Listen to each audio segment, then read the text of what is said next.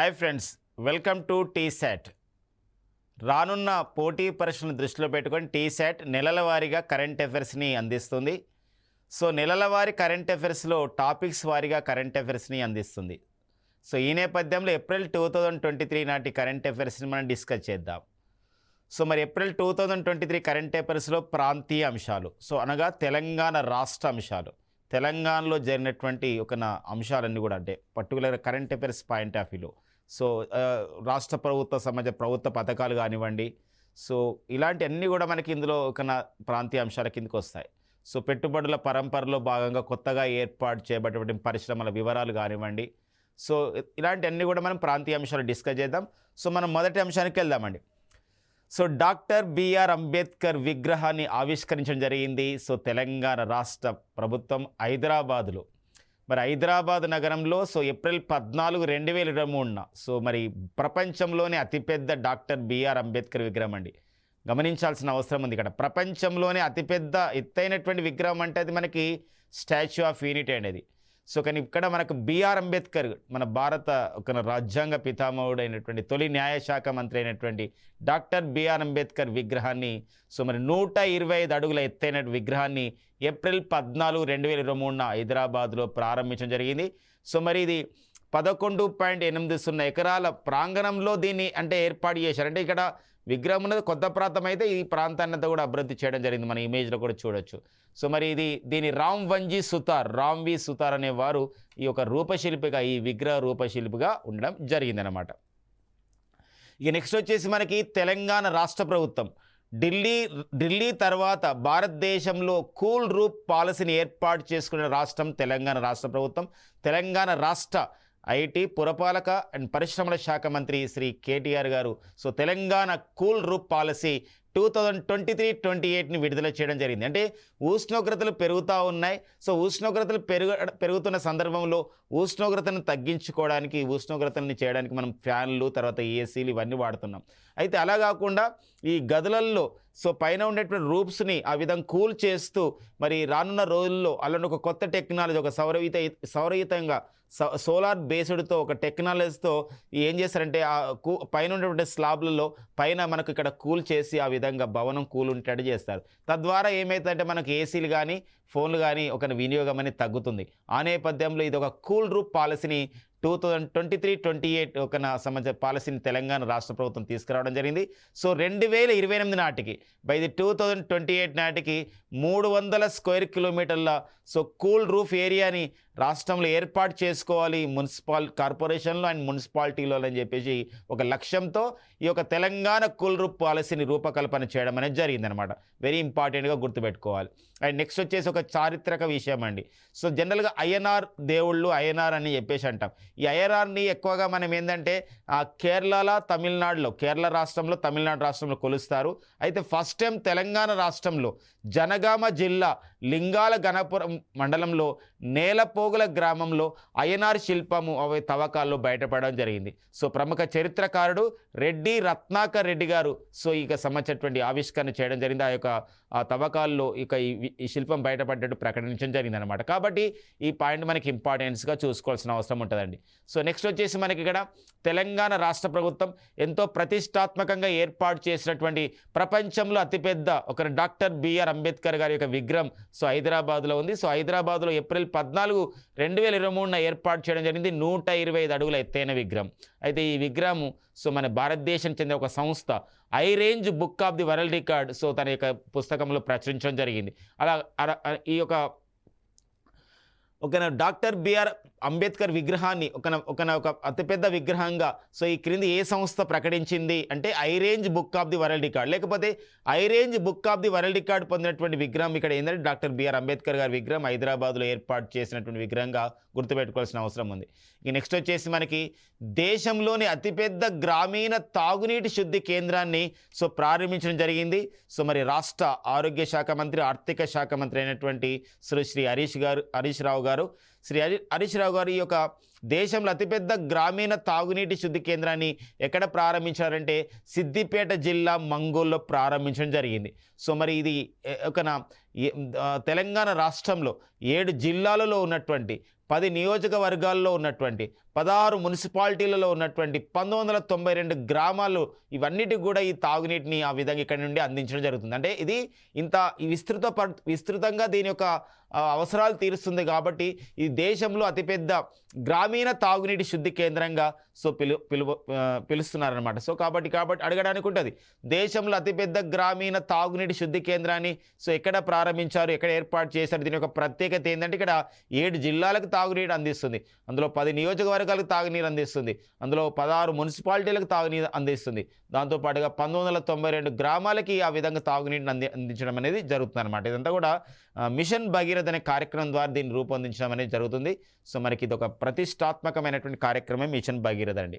అందరికీ తాగునీటి, ప్రతి ఇంటికి కూడా తాగునీటిని అందించడం అనే లక్ష్యంతో సో మిషన్ భగీరథ అనే కార్యక్రమాన్ని 2016లో సో ఆగస్టులో ప్రారంభించడం అనేది జరిగింది. ఈ నెక్స్ట్ వచ్చేసి మనకి G20 digital economy working group అండి.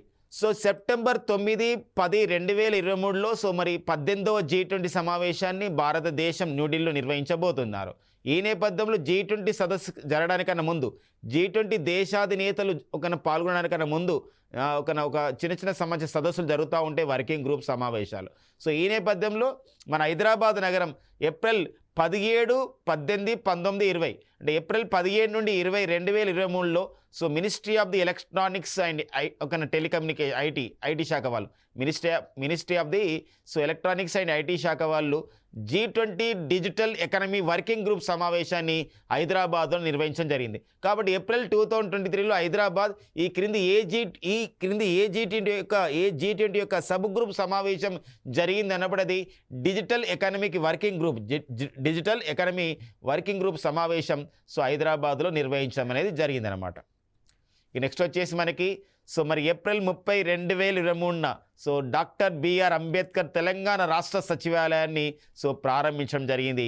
సో ఇది ఒక ఇంపార్టెన్స్ అండి మనకంటే, అప్పుడు పాత ఉన్న సచివాలయాన్ని కూల్చివేసి దాని స్థానంలోనే సో మరి డాక్టర్ బిఆర్ అంబేద్కర్ తెలంగాణ రాష్ట్ర సచివాలయాన్ని సో ప్రారంభించడం జరిగింది. అంటే తెలంగాణ రాష్ట్ర సచివాలయం హైదరాబాద్లో దీనికి డాక్టర్ బిఆర్ అంబేద్కర్ అని పేరు పెట్టడం అనేది జరిగిందనమాట. మరి తెలంగాణ రాష్ట్ర ముఖ్యమంత్రి శ్రీ కేసీఆర్ గారు సో మరి డాక్టర్ బిఆర్ అంబేద్కర్ తెలంగాణ రాష్ట్ర సచివాలయాన్ని ప్రారంభించిన వెంటనే సో అక్కడ కొన్ని సంబంధించినటువంటి ముఖ్యమైనటువంటి వాటిపైన సంతకం చేయడం జరిగింది, కొన్ని ఫైల్స్ పైన. అవి మనకి ఇంపార్టెన్స్గా ఉంటాయి. ఏ కార్యక్రమాలపైన సో డాక్టర్ బిఆర్ అంబేద్కర్ తెలంగాణ రాష్ట్ర సచివాలయం ప్రారంభించిన తర్వాత సో మరి గౌరవ ముఖ్యమంత్రి గారు ఈ సంతకం చేశారన్నప్పుడు ఇక్కడ దళిత బంధు పైన, అండ్ నెక్స్ట్ వచ్చేసి పోడు భూముల పట్టాల పైన, CMRF అంటే చీఫ్ మినిస్టర్ రిలీఫ్ ఫండ్ పైన, కేసీఆర్ న్యూట్రిషన్ కిట్ పైన, పాలమూరు లిఫ్ట్ ఇరిగేషన్ విషయం పైన, 5,544 కాంట్రాక్ట్ ఉద్యోగుల రెగ్యులర్ చేయడం విషయంలో ఇలా మొత్తం కూడా ఈ యొక్క 6 విషయాలపైన ఈ సంతకం చేయడం అనేది జరిగిందనమాట. ఇందులో మనం చూస్తే సో దళిత బంధు కార్యక్రమం మరి ఎంతో ప్రతిష్టాత్మకమైన కార్యక్రమం దళిత బంధు. సో మరి దళిత బంధు కార్యక్రమాన్ని సో మరి ఇక్కడ మన తెలంగాణ రాష్ట్రంలో అయితే 119 నియోజకవర్గాలు ఉన్నాయి. తెలంగాణ శాసనసభ 119 నియోజకవర్గాలు ఉంటే ఆల్రెడీ మనకి ఇక్కడ హుజురాబాద్లో సో దళిత బంధుని ఇవ్వడం జరిగింది. కాబట్టి హుజురాబాద్ మినహాయించి 118 నియోజకవర్గంలో ప్రతి నియోజకవర్గంలో 1100 మందికి దళిత బంధుని ఆ విధంగా అందించి ఒక ఫైల్ పైన సో గౌరవ ముఖ్యమంత్రి గారు సంతకం చేయడం జరిగింది. అండ్ నెక్స్ట్ వచ్చేసి పోడు భూముల పట్టాలు. సో గిరిజన ప్రాంతాలు ఏవైతే ఉన్నాయో, ఏదైతే పోడు వ్యవసాయం చేస్తున్నారో ఆ పోడు వ్యవసాయ భూమిపైన సో గిరిజనులకు హక్కు లేని సందర్భం. ఈ నేపథ్యంలో తెలంగాణ రాష్ట్ర ప్రభుత్వం ఎంతో సాహసోపేతమైన చర్యగా సో 3.9 లక్షల ఎకరాలు 3.9 లక్షల ఎకరాల ఈ యొక్క అటవీ భూములు పోడు భూములని ఆ విధంగా పట్టాలను ఇవ్వడం జరిగింది 1.35 లక్షల మందికి. మరొకసారి పోడు భూముల పట్టాలని ఆ విధంగా పంపిణీ కార్యక్రమంలో చూసినట్లయితే సంతకం చేసిన ఫైల్ పైన 3.9 లక్షల ఎకరాల సో సంబంధించిన పోడు భూములని పట్టాలని ఎంతమందికి ఇవ్వడం జరుగుతుందంటే దీని ద్వారా 1.35 లక్షల మందికి ఇవ్వడం అనేది జరుగుతుందన్నమాట. సో ఈ పాయింట్ మనం చూసుకోవాల్సిన అవసరం ఉందండి. అండ్ కేసీఆర్ న్యూట్రిషన్ కిట్ అండి, డిసెంబర్ 21, 2022 కామారెడ్డిలో ప్రారంభించినటువంటి ఒక కార్యక్రమం, ఒక పైలట్ ప్రాజెక్ట్గా ప్రారంభించారు. 2023-24 బడ్జెట్లో దీన్ని రాష్ట్ర వ్యాప్తం చేయడం జరిగింది. మరి కేసీఆర్ న్యూట్రిషన్ కిట్లో మరి ఒక పర్టికులర్గా గర్భిణీ స్త్రీలకి సో బాలింతలకి చిన్నపిల్లలకి సో ఆహార పదార్థాలని ఒక ప్యాకెట్ రూపంలో అందిస్తారనమాట, ఒక కిట్ రూపంలో అందిస్తారు.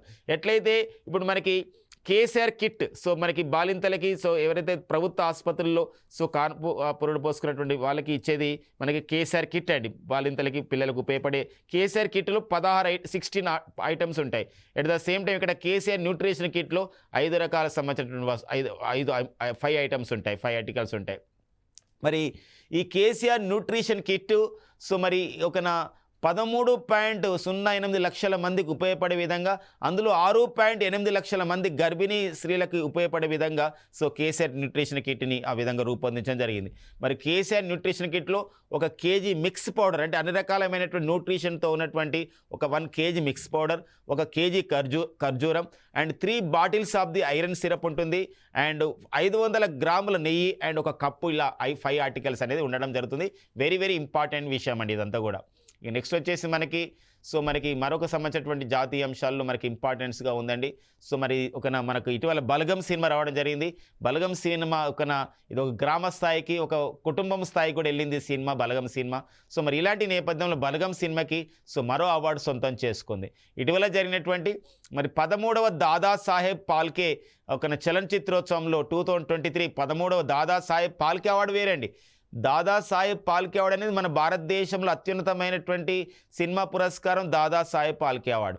మరి 13వ దాదాసాహెబ్ పాల్కే చలనచిత్రోత్సవం జరుగుతుంది ముంబైలో. ఇక్కడ మనకి ఇందులో ఉత్తమ సంగీత దర్శకుడు అవార్డుని బలగం సినిమాకి సంగీత దర్శకత్వం వహించినటువంటి భీమ్స్ సిసరోలియాకు ఈ యొక్క అవార్డు అనేది ఇవ్వడం జరిగిందనమాట. కాబట్టి ఆ పాయింట్ని గుర్తుపెట్టుకోవాల్సిన అవసరం ఉంది. సో ఇటీవల కాలంలో తెలంగాణ రాష్ట్ర గవర్నర్, తెలంగాణ రాష్ట్ర శాసనసభ చేసినటువంటి ఏవైతే కొన్ని సంబంధించిన బిల్లుని పెండింగ్లో పెట్టడం జరిగింది. ఈ నేపథ్యంలో భారత సుప్రీంకోర్టులో తెలంగాణ రాష్ట్ర ప్రభుత్వం సో ఒక సంబంధించినటువంటి పిటిషన్ వేసిన నేపథ్యంలో సో మరి అక్కడ తెలంగాణ రాష్ట్ర గవర్నర్ సో ఆమోదించడం జరిగింది బిల్లు. మన తెలంగాణ రాష్ట్ర గవర్నర్ తమిళిసై సౌందరరాజన్ గారు ఆమోదించినటువంటి బిల్లులలో ఉన్నది తెలంగాణ రాష్ట్ర మోటార్ వాహనాల సవరణ బిల్ 2022, ప్రొఫెసర్ జయశంకర్ తెలంగాణ రాష్ట్ర వ్యవసాయ సవరణ bill 2023 and Telangana state municipality సవరణ బిల్ 2023ని ఆమోదించినట్లు సో ప్రకటించడం జరిగిందనమాట. ఇది ఓకేనండి.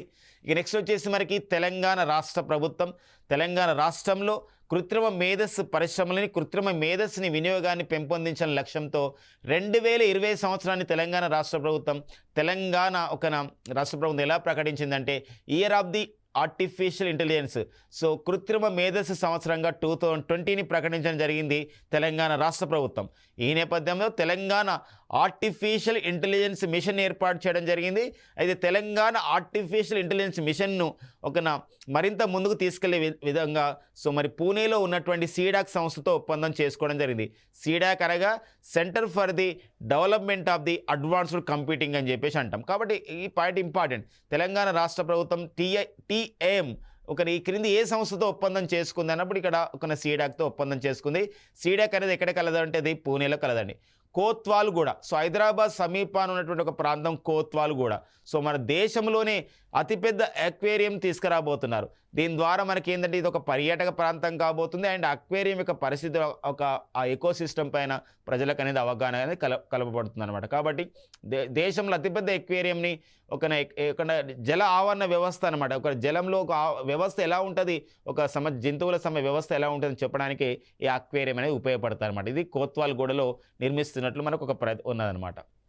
ఇక నెక్స్ట్ వచ్చేసి దేశంలో సైబర్ నేరాల యొక్క పరంపర పెరుగుతూ ఉన్న సందర్భం, అంతేకాకుండా తెలంగాణ రాష్ట్రంలో కూడా సైబర్ నేరాలు పెరుగుతూ ఉన్నాయి. సో ఈ నేపథ్యంలో సైబర్ నేరాలను అరికట్టడానికి గతంలో T4C అనే సంస్థ ఏర్పాటు చేయడం జరిగింది. T4C అని చెప్పేసి అంటామండి. ఇది Telangana state cyber crime coordination centre అని చెప్పేసి అంటామండి. ఏదండి సైబర్ క్రైమ్ కోఆర్డినేషన్ సెంటర్. అయితే ఈ యొక్క రానున్న కాలంలో సైబర్ నేరాలను మొత్తం కూడా అదుపులో తీసుకురావాలి సైబర్ నేరాల విషయంలో అని చెప్పేసి తెలంగాణ రాష్ట్ర ప్రభుత్వం త్వరలోనే సైబర్ క్రైమ్ బ్యూరోని ఏర్పాటు చేస్తుందన్నమాట. మరి సైబర్ క్రైమ్ బ్యూరోలో ఇప్పుడు ఉన్నటువంటి T4C అంటే ఏంటంటే Telangana state cyber crime coordination సెంటర్ని విలీనం చేస్తున్నట్లు ఇక్కడ మనకు ఒక ఇన్ఫర్మేషన్ అనేది న్యూస్ పేపర్లో ఇవ్వడం అనేది జరుగుతుంది అనమాట. ఆ పాయింట్ మనకి ఇంపార్టెంట్ అండి. ఇక నెక్స్ట్ వచ్చేసి తెలంగాణ రాష్ట్ర ప్రభుత్వంలో పెట్టుబడుల పరంపరలో భాగంగా సో మనకి పాక్స్కాన్ పరిశ్రమ కూడా ఏర్పాటు చేస్తున్నారు అనమాట. తైవాన్ దేశానికి చెందిన సంస్థ పాక్స్కాన్ సంస్థ. ఎలక్ట్రానిక్స్లో ఎంతో పేరొందినటువంటి సంస్థ పాక్స్కాన్ సంస్థ. మరి ఇది ఎక్కడ ఏర్పాటు చేస్తున్నారంటే ఇది గమనించాల్సిన అవసరం ఉందండి. ఇది మరి కొంగర్ కలాన్లో ఏర్పాటు చేస్తున్నారు. ఆల్రెడీ మనకి జైరాబాద్లో, సో మనకి ఇక్కడ జైరాబాద్లో తెలంగాణలో మహీంద్రా అనే కంపెనీ వాళ్ళు ఒక విద్యుత్ వాహనాల తయారీ యూనిట్ని, బ్యాటరీ యూనిట్ని ప్రారంభించడం జరిగింది. సో కొంగర్ కలాన్లో పాక్స్కాన్ పరిశ్రమని అక్కడ ఏర్పాటు చేస్తున్నారు. ఇది మనకి మే 15, 2023 ప్రారంభం కాబోతుంది అనమాట. ప్రారంభం అంటే భూమి పూజ అవన్నీ కూడా కాబోతున్నాయి అనే విషయం గమనించాలి. ఇలాంటి క్వశ్చన్స్ మనకు వస్తున్నాయి. ఇటీవల కాలంలో ఐటీసీ కంపెనీ తెలంగాణ రాష్ట్రంలో ఎక్కడ తన యొక్క బిస్కెట్ల తయారీ కేంద్రాన్ని ఏర్పాటు చేసిందన్నారు. మనోహరాబాద్లో ఏర్పాటు చేసింది. ఆ నేపథ్యంలో ఇలాంటి సంబంధించిన పాయింట్స్ మనకి ఇంపార్టెంట్గా ఉంటాయండి.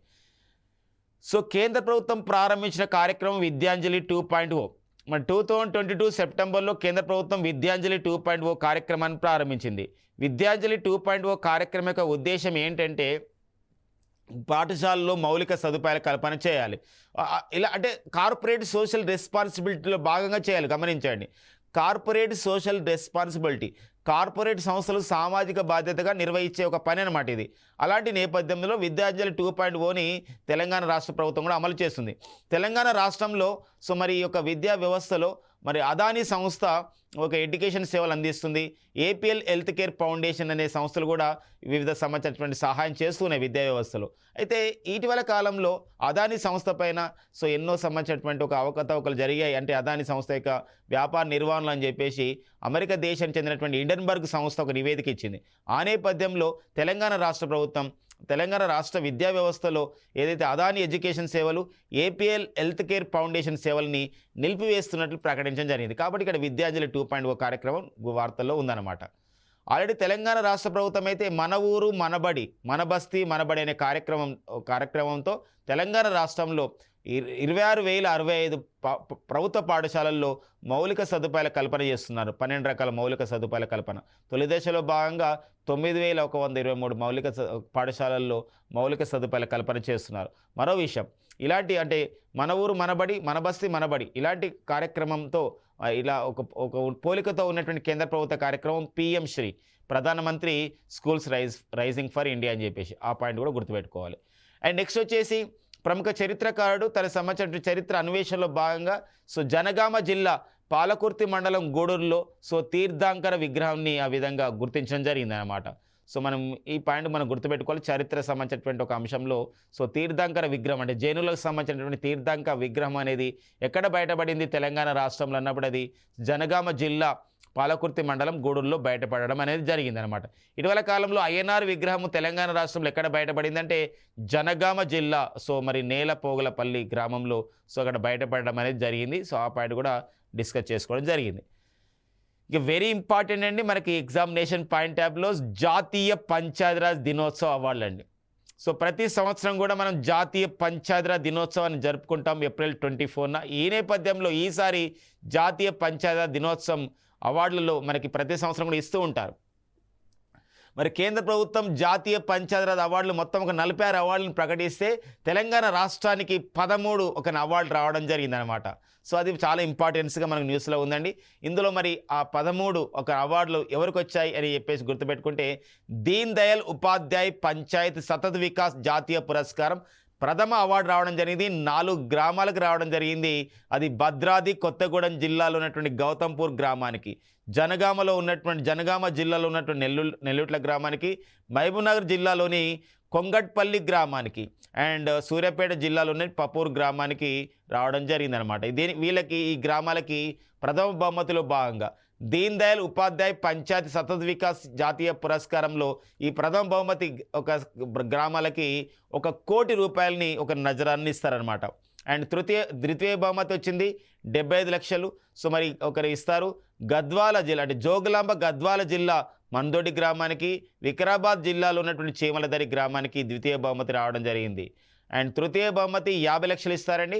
పెద్దపల్లి జిల్లాలో ఉన్నటువంటి సుల్తాన్పూర్ గ్రామానికి తృతీయ బహుమతి, రాజన్న సిరిసిల్ల జిల్లాలోని గంభీరావుపేటకి సో ఈ యొక్క తృతీయ బహుమతి రావడం జరిగింది. అయితే ఈ అవార్డులతో పాటుగా ఇందులో స్పెషల్ కేటగిరీ అవార్డు ఉంటుంది. స్పెషల్ కేటగిరీ అవార్డుని సో ఎర్రవెల్లి సిద్దిపేట జిల్లా ఎర్రవెల్లి గ్రామానికి రావడం జరిగింది. అయితే దీనికి ఎలాంటి ప్రైజ్ మనీ అనేది లేదనమాట. సో ఈ పాయింట్ చాలా ఇంపార్టెంట్ అండి. ఇవన్నీ కూడా ఇప్పుడు చెప్పిన గ్రామాలను కూడా ఇంపార్టెంట్. అంతేకాకుండా జాతీయ పంచాయతీరాజ్ అవార్డులలో మరి నానాజీ దేశ్ముఖ్ సర్వోత్తమ పంచాయతీ రాష్ట్ర వికాస్ పురస్కారాన్ని సో ములుగు జిల్లా పొందడం జరిగింది. ద్వితీయ బహుమతి పొందడం జరిగింది. దీనికి 3 కోట్ల రూపాయల నజరాన్ని ఇస్తారు. అండ్ ఉత్తమ మండల పరిషత్ అవార్డుని ద్వితీయ బహుమతి కరీంనగర్ జిల్లాలోని తిమ్మాపూర్కి ఇవ్వడం జరిగింది. అండ్ గ్రామ ఊర్జా స్వరాజ్ పంచాయత్ పురస్కారాన్ని ఒక తృతీయ బహుమతి ఇచ్చారు ఆదిలాబాద్ జిల్లా ముక్రాక్రే గ్రామానికి. ఇక్కడ ఏంటంటే గ్రామ ఊర్జా అంటే ఇక్కడ సౌర విద్యుత్తుని ఎక్కువగా ప్రోత్సహించడం అనమాట. అండ్ నెక్స్ట్ వచ్చేసి రంగారెడ్డి జిల్లా కన్వా గ్రామానికి కార్బన్ న్యూట్రల్ విశేష్ పంచాయత్ పురస్కారం ఇవ్వడం జరిగింది. ద్వితీయ పురస్కారం. ఇక్కడ చెట్ల పెంపకం ద్వారా ఈ అవార్డు అనేది రావడం జరిగింది. ఈ పాయింట్ కూడా మనం చూసుకోవాల్సిన అవసరం ఉందండి. సో ఇవ్వండి మనకి సో జాతీయ పంచాయతీరాజ్ అవార్డులు. అండ్ నెక్స్ట్ వచ్చేసి మనకి ఇక్కడ నాగార్జున సాగర్ శ్రీశైలం టైగర్ రిజర్వ్. మరి నాగార్జున సాగర్ శ్రీశైలం టైగర్ రిజర్వ్ అనేది మనకి ఇక్కడ ఆదిలాబాద్ ఆంధ్రప్రదేశ్ తెలంగాణ రాష్ట్రాల మధ్య ఒక సరిహద్దులో ఉంటుంది మనకి. అంటే ఇది మళ్ళీ సపరేట్గా ఉన్నాయి. మనకు అమరాబాద్ టైగర్ రిజర్వ్ అని మనం పిలుస్తున్నాం, అక్కడ నాగార్జున సాగర్ టైగర్ రిజర్వ్ పిలుస్తున్నారు. ఇలాంటి నేపథ్యంలో ఈ రెండు ప్రాంతాల మధ్య ఈ సరిహద్దులో ఉన్నటువంటి ఈ ప్రాంతం మధ్య ఇక్కడ ఫాస్టాగ్ని ఏర్పాటు చేయడం జరిగింది. గతంలో ఒక సపరేట్ ఫీజుగా వసూలు చేసేవారు. ఇప్పుడు ఫాస్టాగ్ కార్యక్రమాలు ప్రారంభించే విషయంలో ఒక ఒప్పందం జరిగిందనమాట. ఏంటంటే ఎకోసిస్టమ్ మేనేజ్మెంట్ కోఆర్డినేషన్ ఫీ అనే పేరుతో ఒక ఫాస్టాగ్ను వసూలు చేసే ఒక వ్యవస్థను అక్కడ తీసుకురావడం జరిగింది. సో ఇది ఎందుకోసం అంటే ఇక్కడ ఫాస్టాగ్ చేయడం ద్వారా కొంచెం అక్కడ ఎక్కువగా వెహికల్స్ గ్యాదర్ కాకుండా చాలా వేగంగా వెళ్ళే పరిస్థితి మనకు కనబడుతుంది. కాబట్టి ఇక్కడ నాగార్జున సాగర్ శ్రీశైలం టైగర్ రిజర్వ్లో ఏపీ తెలంగాణ బార్డర్లో ఎకోసిస్టమ్ మేనేజ్మెంట్ కోఆర్డినేషన్ ఫీస్తో ఫాస్టాగ్ను వసూలు చేస్తున్నారు. సో ఫాస్టాగ్ అనేది మనకి రేడియో ఫ్రీక్వెన్సీ ఐడెంటిఫికేషన్ అనే విధానం ద్వారా పనిచేస్తుంది అనమాట. ఇక నెక్స్ట్ వచ్చేసి మనకి మరో ఇంపార్టెంట్ విషయం అంటే ఇక్కడ తెలంగాణ ఒక పుస్తక రచయితల విషయంలో ఇంపార్టెంట్గా ఉంటుంది. తెలంగాణ ముస్లిం పాలకులు అనే ఒక పుస్తకం అండి. అంటే ఇక్కడ తెలుగు శాసనాలపైన విశేషమైన కృషి చేసినటువంటి ఈమని శివానాగరెడ్డి గారు ఈ పుస్తకం రాయడం జరిగింది. మరి తెలంగాణ ముస్లిం పాలకులు అనే పుస్తకం పేరు అనమాట. ఈ పాయింట్ ఇంపార్టెంట్. పుస్తకాలు రచయితల విషయంలో ఇలాంటి క్వశ్చన్స్ మనకు వస్తూ ఉంటాయి. ఇప్పుడు ఇటీవల కాలంలో కేంద్ర సాహిత్య అకాడమీ అవార్డులు పొందినటువంటి తెలుగువారు కానివ్వండి. ఫర్ ఎగ్జాంపుల్ మనం చూసినట్లయితే ఇక్కడ పత్తిపాక మోహన్ గారు రాశారు ఒక పుస్తకం బాలల తాత బాపూజీ. సో ఈ పుస్తక రచయిత అనమాట. ఇలా అలా కాకుండా ఇంకా చూసినట్లయితే ఇక్కడ సో మధురాంతరకం నరేంద్ర గారు రాసినటువంటి మనోధర్మ పరాగం అనే పుస్తకం కానివ్వండి, లేకపోతే ఒక పల్లిపట్టు నాగరాజు గారు రాసినటువంటి యాలై పూడ్చింది అనే పుస్తకాలు కానివ్వండి. ఇవన్నీ కూడా మనకి సో అకాడమీ అవార్డులు పొందినటువంటి పుస్తకాలు వాళ్ళ రచయితలు. ఇలాంటి నేపథ్యంలో మనకు కొత్త పుస్తకాలు వచ్చినప్పుడు మనం గుర్తుపెట్టుకోవాల్సిన అవసరం ఉంది. ఈ మధ్యకాలంలో మన తెలంగాణ రాష్ట్ర సాహిత్య అకాడమీ చైర్మన్ అయినటువంటి జూలూరి గౌరీశంకర్ గారు ఒక పుస్తకం రాశారు, ఈ సమరం సామరస్యం కోసమే. ఇలాంటి పుస్తకాలపైన రానున్నటువంటి పోటీ పరీక్షల్లో మన ఎగ్జామినేషన్ పాయింట్ ఆఫ్లో బిట్లని మనం ఆశించవచ్చు అనమాట. అండ్ నెక్స్ట్ వచ్చేసి ఇక్కడ కూడా తెలంగాణ ముస్లిం పాలకులు అనే పుస్తకము ఎవరు రాయడం జరిగిందంటే ఈమని శివనాగిరెడ్డి గారు రాయడం జరిగింది. సో మరో ఇంపార్టెన్స్ మనకు ఉందండి. ఇక్కడ సహజానంద మెడికల్ టెక్నాలజీస్ అనే సంస్థ అండి. ఇది హైదరాబాద్ కేంద్రంగా పనిచేస్తున్న సంస్థ. ఇది మనకు న్యూస్లో ఉంది. ఎలా న్యూస్లో ఉందంటే ఇది ఈ గుండె ఆపరేషన్లు గుండెకు స్టంట్స్ చేస్తారు అని చెప్పేసి అంటూ ఉంటాం. మరి గుండెకు స్టంట్స్ నిర్మాణం విషయంలో ఒకప్పుడు మనం విదేశాల నుండి ఎక్కువగా దిగుమతి చేసుకునే వాళ్ళం. అలా కాకుండా ఇప్పుడు హైదరాబాద్ కేంద్రంగా పనిచేస్తున్నటువంటి సహజానంద మెడికల్ టెక్నాలజీస్ వాళ్ళు ఇక్కడ చూసినట్లయితే ఇక్కడ మనకి ఆసియా ఖండంలోనే ఎక్కువగా గుండెకు సంబంధించిన స్టంట్స్ని ఆ విధంగా తయారు చేస్తూ గుర్తించబడడం అనేది జరిగింది. కాబట్టి ఆ పాయింట్ మనకి ఇంపార్టెంట్. ఈ విషయాన్ని మనకు Telangana state life sciences director అయినటువంటి శక్తి నాగప్పన్ గారు సో ప్రకటించడం జరిగింది అన్నమాట. ఇక నెక్స్ట్ వచ్చేసి మనకి సామాజిక సేవలో కృషి చేసిన వాళ్ళకి ఇచ్చే అవార్డు, హైదరాబాద్ కేంద్రంగా ఇచ్చే అవార్డు ఒకటి మనకు యుద్ధవీర్ ఫౌండేషన్ మెమోరియల్ అవార్డు అండి. మరి 2023 సంవత్సరానికి యుద్ధవీర్ ఫౌండేషన్ మెమోరియల్ అవార్డుని ఎవరికి ఇవ్వడం జరిగిందంటే సో శ్రీమతి వందితారావు గారు అండ్ శ్రీ రామ్మోహన్ రావు గారికి ఇవ్వడం జరిగింది. సో వీరు 1996 సంవత్సరంలో రూరల్ డెవలప్మెంట్ ఫౌండేషన్ ఏర్పాటు చేసి సో గ్రామీణ భారతంలో గ్రామీణ అభివృద్ధిలో విశేషమైన కృషి చేసినందుకు గాను సో మనకి వీరికి యుద్ధవీర్ ఫౌండేషన్ మెమోరియల్ అవార్డు ఇవ్వడం జరిగింది. మరి యుద్ధవీర్ మెమోరియల్ అవార్డుని 1992 సంవత్సరంలో యుద్ధవీర్ ఫౌండేషన్ మెమోరియల్ అవార్డుని 1992లో ప్రారంభించడం జరిగింది. ఇది వందితారావు గారికి, రామ్మోహన్ రావు గారికి సంయుక్తంగా ఇచ్చినటువంటి యుద్ధవీర్ ఫౌండేషన్ మెమోరియల్ అవార్డు అనేది ఎన్నో అవార్డు అంటే ఇది 30వ యుద్ధవీర్ ఫౌండేషన్ మెమోరియల్ అవార్డు అనమాట. సో అవార్డు గ్రహీతలు, అవార్డు పేరు, అవార్డు గ్రహీతలు, అవార్డు ఎందుకు ఇచ్చారు, వాళ్ళు ఏర్పాటు చేసినటువంటి సంస్థ ఏంటి, అవార్డు ఎప్పుడు ప్రారంభించారు, ఇలాంటి అంశాలు ఇంపార్టెన్స్గా ఉంటాయండి. ఇక నెక్స్ట్ వచ్చేసి మనకి ఆచార్య రవ్వ శ్రీహరి గారు తెలంగాణ రాష్ట్ర ప్రభుత్వం ప్రతిష్టాత్మకంగా ఏర్పాటు చేసింది ఒకటి ఏంటంటే తెలంగాణ రాష్ట్ర నిఘంటువు ఏర్పాటు చేసింది. తెలంగాణ రాష్ట్ర నిఘంటు అంటే తెలంగాణ రాష్ట్ర నిఘంటు అంటే తెలంగాణ భాష నిఘంటు.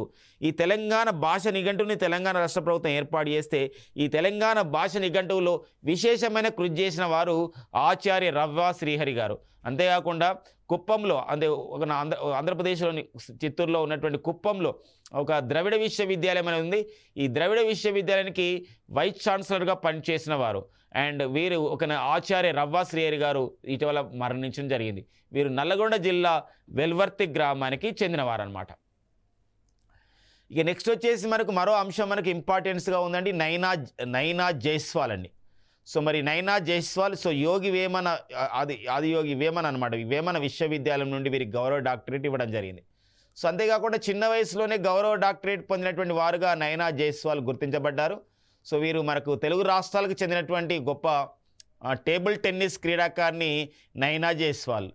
అయితే వీరు వీరికి నైనా జైస్వాల్కి డాక్టరేట్ వచ్చిందనమాట. అంటే పిహెచ్డి చేశారు వాళ్ళు, గౌరవ డాక్టరేట్ కాదండి, ఇది డాక్టరేట్ చేసి అంటే థీసిస్ రాసి వీళ్ళు ఆ విధంగా డాక్టరేట్ పొందినవారనమాట.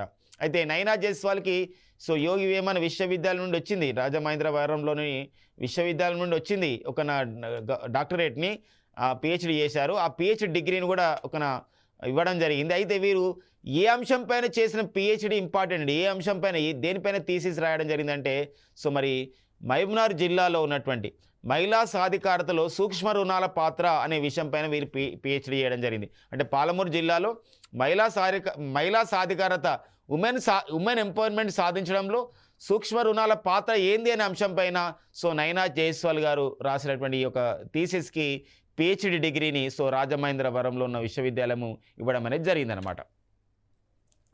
ఇక నెక్స్ట్ వచ్చేసి కేంద్ర ప్రభుత్వం త్వరలోనే కొత్తగా దేశంలో 100 జిల్లాలలో ఏం చేస్తుందంటే ఇక్కడ ఫుడ్ స్ట్రీట్స్ని ఏర్పాటు చేస్తుంది అన్నమాట. ఒక కొత్త కాన్సెప్ట్ అనమాట ఫుడ్ స్ట్రీట్స్. అంటే అక్కడ అన్ని రకాల ఫుడ్ అనేది అవైలబుల్గా ఉండడం, ఇలా ఒక ప్రతిష్టాత్మకంగా ఏర్పాటు చేస్తుంది. అంటే కేంద్ర గృహ నిర్మాణ పట్టణ వ్యవహారాల శాఖ, కేంద్ర ఆరోగ్య మరియు కుటుంబ సంక్షేమ మంత్రిత్వ శాఖలు సంయుక్తంగా ఏర్పాటు చేస్తున్నాయి. Ministry of the housing and urban affairs and ministry of the health and family welfare వాళ్ళు ఏర్పాటు చేస్తున్నారు. దేశంలో 100 జిల్లాల్లో ఏర్పాటు చేస్తున్నారు. అయితే మరి తెలంగాణ రాష్ట్రంలో ఫుడ్ స్ట్రీట్స్కి ఆహారపు వీధులు అంటాం. ఈ ఫుడ్ స్ట్రీట్స్ని ఎన్ని ఏర్పాటు చేస్తున్నారు తెలంగాణ రాష్ట్రంలో, ఎన్ని జిల్లాలు ఎంపిక కాబట్టి ఎన్ని ప్రాంతాలు ఏర్పాటు చేస్తున్నారంటే 4 జిల్లాలు. ఇంకా 4 జిల్లాలు ప్రకటించలేదు. తెలంగాణలో అయితే 4 జిల్లాలలో ఫుడ్ స్ట్రీట్స్ని అనేది ఏర్పాటు చేయడం అనేది జరుగుతుందన్నమాట. మరి ఇక్కడ మనం కేంద్ర గృహ నిర్మాణ మరియు పట్టణ వ్యవహారాల శాఖ అని చెప్పేసి అంటున్నాం కాబట్టి ప్రజెంట్ మరి కేంద్ర గృహ నిర్మాణ పట్టణ వ్యవహారాల శాఖ మంత్రిగా పనిచేస్తున్న వారు హర్దీప్ సింగ్ పురి గారు. అండ్ కేంద్ర ఆరోగ్య కుటుంబ సంక్షేమ శాఖ మంత్రిగా పనిచేస్తున్న వారు వచ్చేసి ఎవరండి, వారు మన్సుఖ్ మాండవీయ గారు అనమాట. ఆ పాయింట్స్ని మనం చూసుకోవాలి. ఇక తెలంగాణ రాష్ట్రంలో నూతన మండలాల ఏర్పాటు జరుగుతూ ఉంది. మరి తెలంగాణ రాష్ట్రంలో మరి కామారెడ్డి జిల్లాలో పాల్వాంచ అనే ఒక మండలాన్ని ఏర్పాటు చేస్తున్నట్లు రాష్ట్ర ప్రభుత్వం ప్రకటించింది.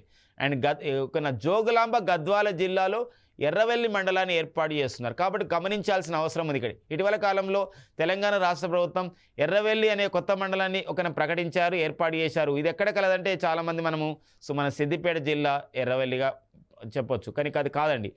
ఎర్రవెల్లి అట్లా కూడా వార్తలు ఉంది. జాతీయ పంచాయతీరాజ్ అవార్డులలో ఎర్రవెల్లి గ్రామానికి అవార్డు వచ్చింది. కానీ ఇక్కడ ఎర్రవెల్లి అనేది మండలం ఏర్పాటు మాత్రం అది జోగులాంబ గద్వాలకు చెందినటువంటి ఎర్రవెల్లి, అక్కడ సిద్దిపేట జిల్లా ఎర్రవెల్లి అండి, అది అవార్డు వచ్చింది. అట్లా గుర్తుపెట్టుకోవాల్సిన అవసరం ఉందండి.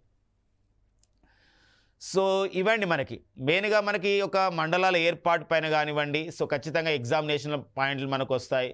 మున్సిపాలిటీల సంఖ్య కానివ్వండి, లేకపోతే మనం ఇంతవరకు డిస్కస్ చేసినట్లు ఇప్పుడు సంబంధించినటువంటి కార్యక్రమాలు, ఇప్పుడు మన ఊరు మనబడి ఇలాంటి కార్యక్రమాల్లో మన ఊరు మనబడి అలాంటి విషయాలపైన ఎన్ని గ్రామాల్లో ఎన్ని పాఠశాలను ఏర్పాటు చేస్తున్నారని కానివ్వండి, ఎన్ని పాఠశాలలో మౌలిక సదుపాయాల కల్పన చేస్తున్నారు కానివ్వండి, అలాంటి పాయింట్స్ ఎప్పుడు ఎగ్జామినేషన్లో ఇంపార్టెంట్గా ఉంటుంది. ఇంతలో మనం డిస్కస్ చేసాం, కేసీఆర్ న్యూట్రిషన్ కిట్ అనేది వచ్చింది.